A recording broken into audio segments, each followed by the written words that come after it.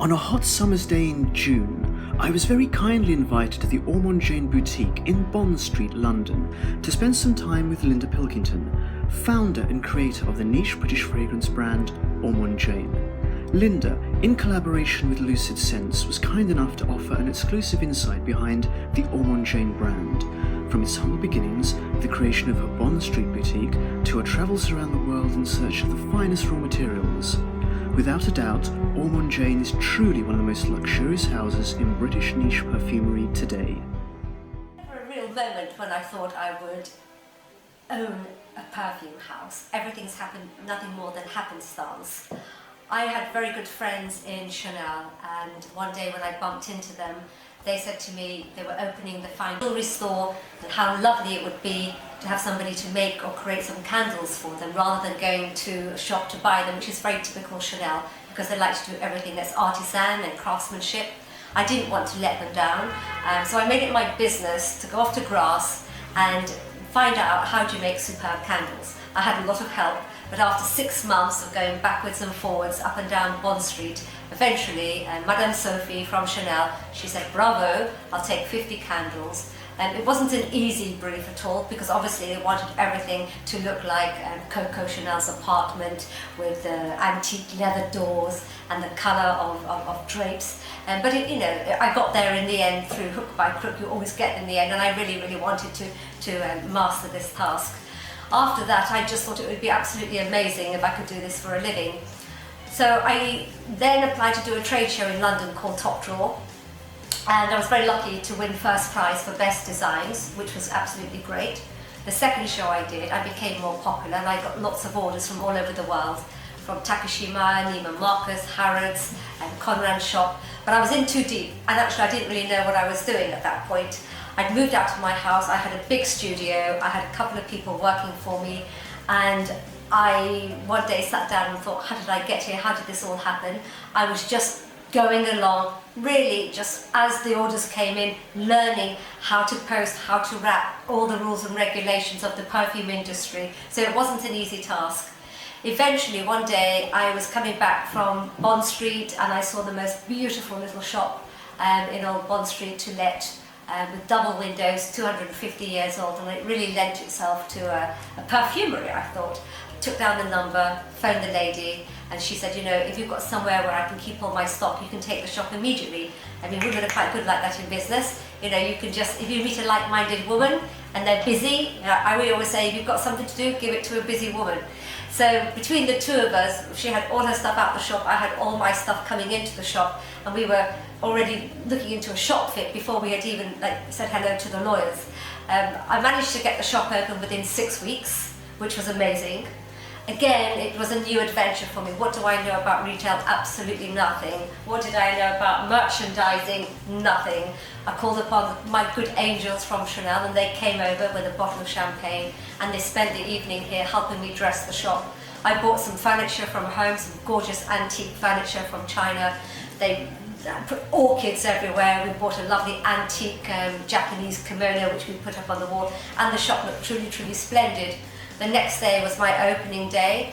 I was here at 9 o'clock in the morning doing the final dust and washing of the floor. Little tap on the window, and the lady says, I love this lovely shop. How long have you been here? I said, it's my first day. She said, can I come in? I'm from the Evening Standard newspaper. I can come back at 2 o'clock with a journalist and a photographer. And I just thought, wow, that's amazing, because I hadn't even thought about the PR. At that moment in time, I was just thinking, I need to learn how to use the till and pick up the phone. So we got off to a flying start, and I do consider myself extremely lucky. The article came out in the Evening Standard on the Monday afternoon, and we started getting very, very busy. On the Tuesday, when I arrived for work, there was already a small queue outside. I had to get on the phone to my family, cousins, friends, come and help me, come and help me. And I stayed extremely busy from the 2nd of December right the way through to Christmas Eve, 4 o'clock, when we had the last of the stragglers, sort of men that had had a few Christmas drinks that were saying, help me, I need a Christmas present. But ultimately, I got all the money back, everything I had invested into Ormonde Jayne, my shop fit and everything. I had all the money returned within 3 weeks, which was extraordinary, given that there was never a day when I sat down and had a business plan exactly how I was going to do everything. So life goes on. I realised that my offer was quite sort of ordinary at the time. I had spring jasmine, sandalwood, cedarwood, nothing particular, but it was going very well. And one day there was a conversation with a lady. She absolutely adored tuberose. She wanted me to create a perfume like tuberose. And I said to her, you know, you can buy it anywhere. It would be such a waste of money if you allow me to find a flower just as heady, just as amazing as tuberose. I realised having this conversation, I thought, you know, that's what I should do for Ormonde Jayne. If I could go off and find flowers, resins, woods, that a little bit more unusual, not widely used in the perfume industry, it would give me a great difference between other perfume houses. Of course, that took 2 years. However, after 2 years of research, I had found the hemlock, I found oud, sampaquita, taif. Of course, this then took another 2 years, but it was a beautiful adventure. I had somebody else looking after the shop for me, and I was in and out on amazing journeys off to the Middle East, Far East, up the mountains, Atlas Mountains in Morocco. Some of the trips were amazing and I came back with amazing stuff. Other trips I came back totally empty-handed. But ultimately I had hemlock, oud, taif, champaka, tolu, sampaquita, and I felt, you know, very excited. And you always know that something's going to be good when you feel an immense excitement within you and you know it's going to be right. I launched the first 4 perfumes. Of course, the hemlock perfume became our signature scent because we realised we couldn't sell a perfume that's called hemlock. So that became Ormonde Woman. At the time it was just called Ormonde, but it became Ormonde Woman. It was a huge success. Everybody wanted to know what these new oils were, particularly the oud. This is like now 13 years ago. I put the oud into the Ormonde Man. I had done a lot of research on oud. I had gone off to Laos, and I had permission to walk around an agar wood, which is a protected species, with a Thai official. And then we flew back to Bangkok and we went to Nana, where they have all the oud traders that come from all over the world, especially from the Middle East and Cambodia, and they're trading their oud. And I met the lady who was the only lady in Nana who knew a steam distillation of the oud. It was her big secret, and she did all the extractions for all the oud traders. So it was a fantastic time, actually. It was a great adventure. I absolutely adored it.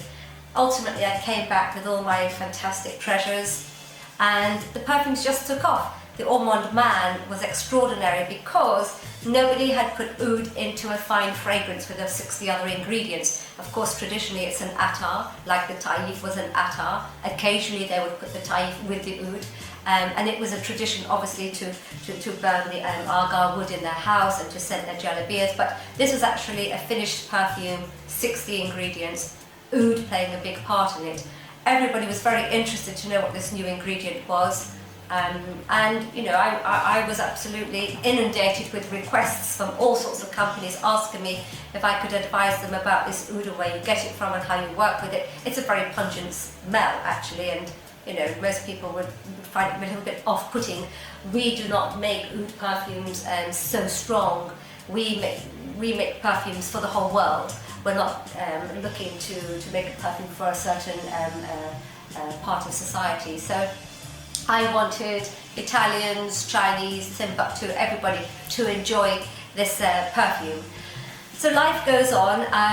Since then, obviously, people have asked me to go into stores, so we have started in Harrods, and we recently opened in Selfridges, London. It's going very well. So now I've sort of found myself with a very serious business, and you know, I never thought, you know, one day we'd be sitting down having these sort of very serious meetings about the marketing 2017, 2018, bespoke fragrances and marketing plans and perfume launches. But that's suddenly the world I find myself in, and I feel very, very grateful and very, very lucky indeed, because you couldn't wish for a better career. I consider myself extremely lucky. I've been here now in this little boutique in Old Bond Street for 15 years. Customers that I was serving 15 years ago still come in today, and I really truly believe that is the reason we're successful, because we've kept all our clients. We've got a massive database, over 52,000 people, and these are all people that have either registered with Ormonde Jayne or at some point crossed the door of our boutique and have asked to be one of our members, which is incredible.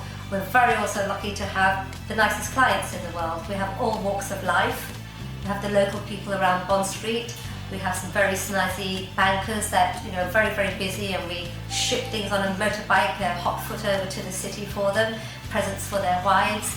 And we have some royalty. We've had princesses come in from Denmark and Qatar and Kuwait and Oman. And we're very lucky also to have some celebrities. In the shop we've seen Will Smith, Goldie Hawn has been in a few times. Usually when she's in town she's happy to buy a bottle of Tolu. Emma Thompson is a big fan, she always wears our Taif perfume. There's quite a few. Brian Ferry wears Ormonde Man. And we've got some very high profile like authors and journalists that actually just wear Ormonde Jayne. So we're very, very lucky to have the nicest clients in the world. So if I was thinking about Ormonde Jayne now in the next 5 to 10 years, or what will happen to Ormonde Jayne, I have absolutely no idea. I just know that we're growing organically, we're growing very, very well. There isn't a business plan that says in 3 years, 5 years, 10 years. It's literally going to keep going forward, becoming better, more beautiful, and we're going to spread the word of this fabulous perfume house, and hopefully, you know, I'll still be enjoying it in 10 years' time.